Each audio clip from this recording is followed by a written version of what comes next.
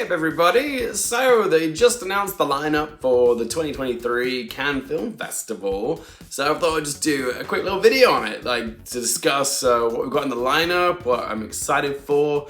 I'm not actually confirmed for the Cannes Film Festival just yet. I have applied for the accreditation, but they're taking a little bit longer to get back to me to confirm. So I'm hoping I get approved for it. But yeah, there's some movies I'm very excited to watch in the lineup. A lot I don't know anything about, but hopefully we'll be pleasantly surprised, as is the way with Cannes usually. I won't be talking about all the movies that were announced today, because honestly there isn't a whole lot of information on a bunch of them. Just going to talk about the ones that caught my eye, the ones that I will be happy to check out while I'm there. Touch wood. Yeah. If all goes to plan, then I should be bunking with friend and fellow YouTuber, the Oscar expert. Very excited about that. Let's hope it happens. The Cannes Film Festival takes place from the 16th of May to the 27th, so I'm hoping to be there for at least 9 or 10 days of it. Let's start by talking about the opening film of the festival, which is Jean de Barry, which is directed by Mai Wen, who also stars in it. This film has already caused a lot of discussion on film Twitter, that being the opening film of the festival. Usually it's a slot reserved for a film that doesn't do all that well at Cannes. But yeah, it's created a lot of discussion because it stars Johnny Depp as Louis XV. So yeah, Johnny Depp in a predominantly French cast doing a French well, not even French accent, he's just talking in French, so it could either go surprisingly well or disastrously wrong. So I am keen to check it out, just sort of like in a curious way, because it could go either way, that film. In the official competition this year, we've got a new film from Austrian filmmaker Jessica Hausner called Club Zero. The synopsis on IMDb reads, a teacher takes a job in an elite school and forms a strong bond with 5 students, a relationship that will eventually take a dangerous turn. And yeah, looks interesting. It's listed as a thriller. The only name in the cast which I recognize is Mia Wasikowska, who plays Miss Novak. I'm presuming she's the teacher. British filmmaker Jonathan Glazer, who gave us Under the Skin, is making his feature debut in the competition at Cannes with his new film, The Zone of Interest. It's a story of a Nazi officer who falls in love with a woman who is the commander of the Auschwitz concentration camp. Justine Trief has a new film, Anatomy of a Fall, which is a new thriller starring Tony Erdmann, star Sandra Hüller. As expected, Wes Anderson is bringing his latest film, Asteroid City, to the Croisette, and he'll be bringing the star power with him to Cannes.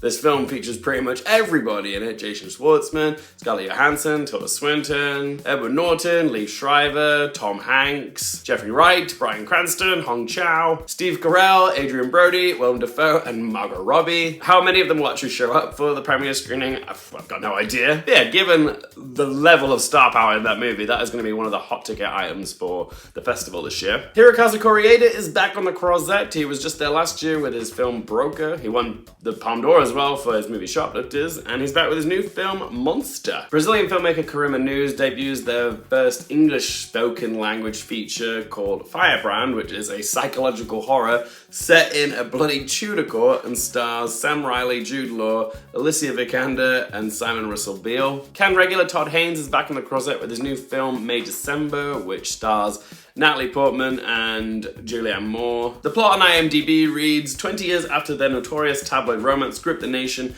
a married couple buckles under the pressure when an actress arrives to do research for a film about their past. Another Cannes regular is British filmmaker Ken Loach. He is a legend of the Croisette. He has been to Cannes nearly 20 times.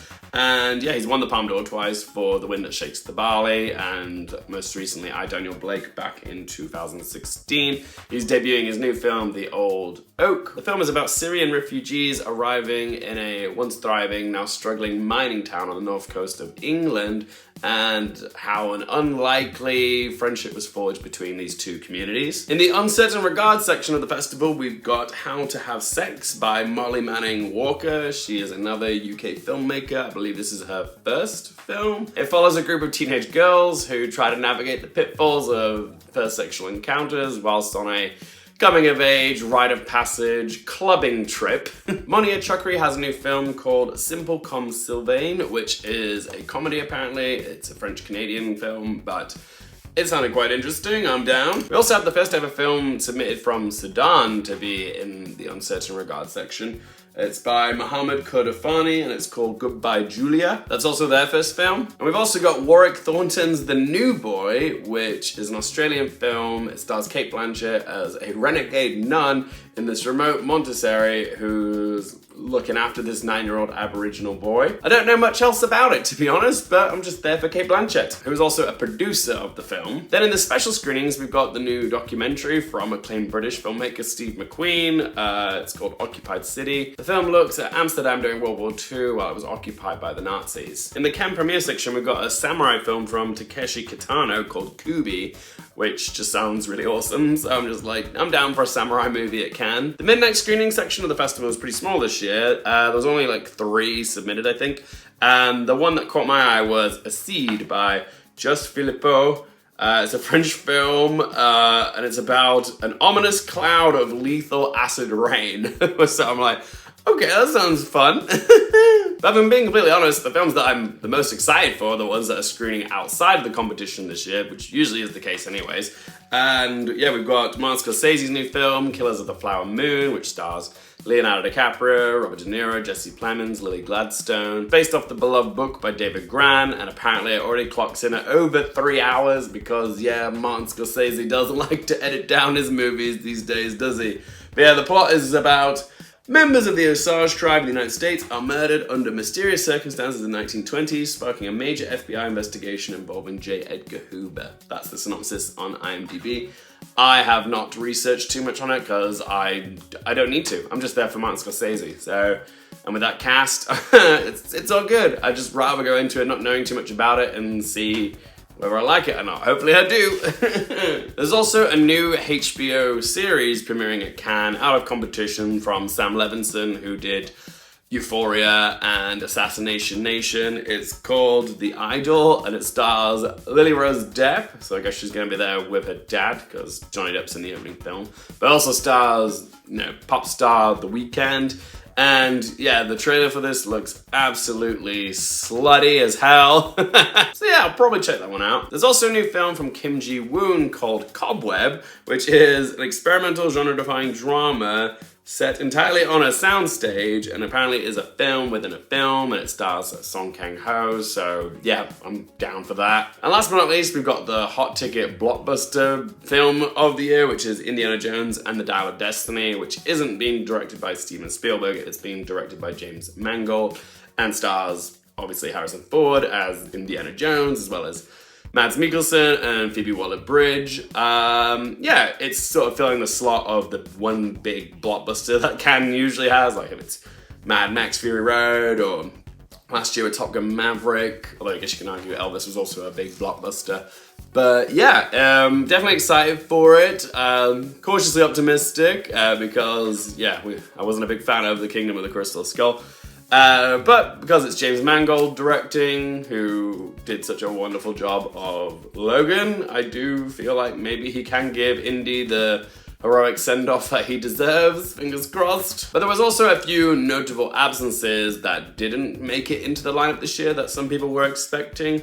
The main one for me was Yorgos Lanthimos for his new movie Poor Things, which stars Emma Stone and Willem Dafoe. That's not here. Some people are hoping maybe it'll get added like last minute in the upcoming weeks, but I'm not so sure about it. I think probably more likely to go to Venice. And then we've got Jeff Nichols' The Bike Riders, as well as Richard Linklater's Hitman, Michael Gondry's Book of Solutions, Kitty Green's new film, The Royal Hotel. Some people were expecting Woody Allen to show up with his new film, Coup de Chance, but nope, not there. And yeah, for all you Christopher Nolan fanboys, they are not doing what everyone was hoping. They thought maybe Oppenheimer might be another big blockbuster debut for Cannes, but it doesn't seem like Universal are debuting it there. That's a shame. I was certainly hoping it would show up there, but no, it's not part of the lineup. Also, Peter Son's new Pixar movie, Elemental. Some were theorizing it might show up there. It's not going to be there. And also, last but not least, Sofia Coppola's new film, Priscilla, which, keeping with the theme of Elvis, and which was at Cannes last year for Baz Luhrmann. We're not having another Elvis-related movie this year with Sofia Coppola's Priscilla. Also, Rajarshi Ghosh, hope I'm saying that right, Also mentioned on my Twitter feed that, yeah, The Holdovers by Alexandra Payne isn't premiering at Cannes either. But if I'm being honest, I wasn't expecting that to show up there. But I know some people had it in their predictions. But there you have it, guys. Those are the films at Cannes that are sort of on my radar at the moment, which isn't to say that the films I haven't mentioned from the lineup in this video aren't films I will watch or fall in love with or review. Like, these are just the ones that piqued my curiosity early. I'm sure there will be films that I find at the festival which are, you know, the real breakout runaway hits of the festival. But yeah, stay tuned for that. If you want to stay up to date with all my Cannes Film Festival coverage, don't forget to click subscribe. Do let me know in the comment section below which films in the Cannes Film Festival lineup are you most excited for? Which ones would you like me to review? Let me know in the comment section down below. And for all things related to movies, TV, the Oscars, and popcorn culture, I'm Luke Harefield, and I'll see you next time.